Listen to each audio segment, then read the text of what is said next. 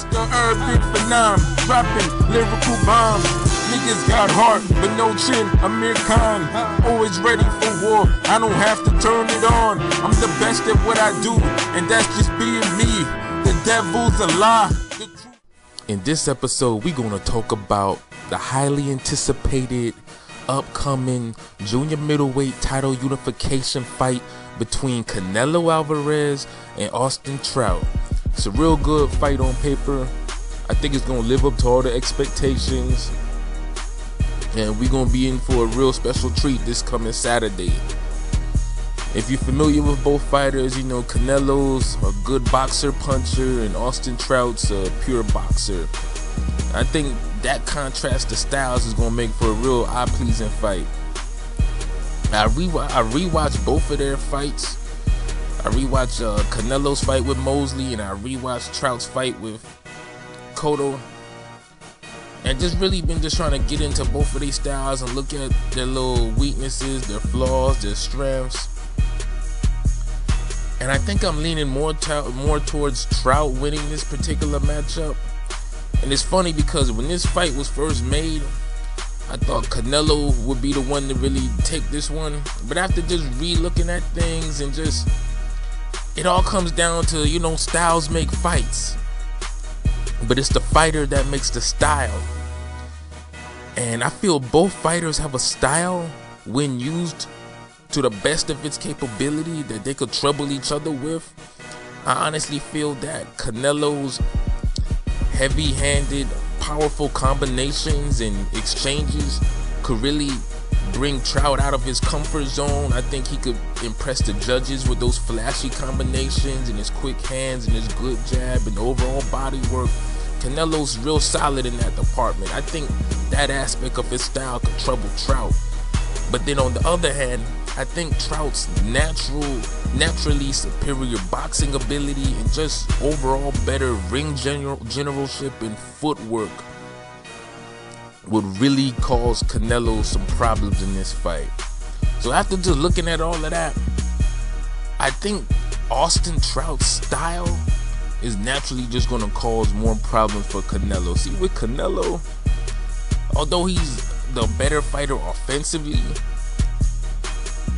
he doesn't really have the footwork and movement to really capitalize off his style. Like, he doesn't really set up angles and move around the ring a lot. You know, he's patient as well. He picks his spots. He doesn't really go for the kill like that when he's trying to get at you. He does when, you know, he has you hurt or he's unloading. But, you know, he also fights in spurts too. And I think a guy like Trout, you can't beat a guy like Trout fighting in those little offensive Andre Berto type of spurts where, you know, Alvarez is just sitting there and, you know, he just waiting, picking his spot, kind of like how he did in the Mosley fight in the first couple rounds. And then all of a sudden he'll see a little opening and he'll start throwing those combinations. If you notice with Trout and how he beat Cotto, Trout's a steady fighter. He's always pumping out a hard jab. He's throwing left hands to the body, he's moving, giving you angles, and he's always doing something. And I think that work rate, you know, added with his footwork and that right jab, I think that's really going to give Canelo some problems. Now, Saul Alvarez is also going to have his moments when Trout leans on in the inside and holds a little bit, because they both are strong fighters. I think Trout's stronger than Alvarez, but I think Alvarez has the heavier hands as well as the quicker hands. But the thing with having the quicker hands, if you don't really let them go and dictate the fight, those quick hands don't mean anything. And so I don't really see Alvarez doing enough to win a lot of rounds in this fight. Now, Trout has to be commanding with himself when he tries to win rounds, because, you know, Canelo, he's going to wait there and pick a spot and he's going to unload a 4 or 5 punch combination. The judges, the crowd going to go, ooh, ah. But, you know, Trout is going to do the hard, dirty work. He's the one that's going to really make the fight what it is as far as being steady with the jab and everything. So I just feel his style is just more naturally suited to defeat Canelo's than Alvarez is to defeat Trout. So with that, I'm going to go with Austin Trout by unanimous decision in a good, exciting fight. Canelo's going to have his moments, but I just think his footwork his lack of footwork that's really just gonna do him in this fight. And I don't think he'll be able to get off all those punches that he normally does against lesser opposition. Now, I'm not saying Canelo doesn't have a chance. I feel this is a real good, close 50-50 type of fight. Each fighter has a chance. I just feel his style kind of handicaps him against people who are going to be on his level or above. Because he picks his spots against lesser fighters. We all remember how Alfonso Gomez, who's world class, but he's not a top level fighter, how he was outboxing Canelo and making Canelo look, amateur at times.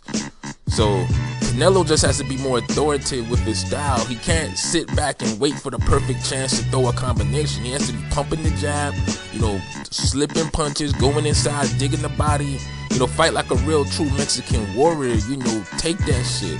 And I just don't feel he's at that level where he's comfortable in his own stamina and in his own style to really do that.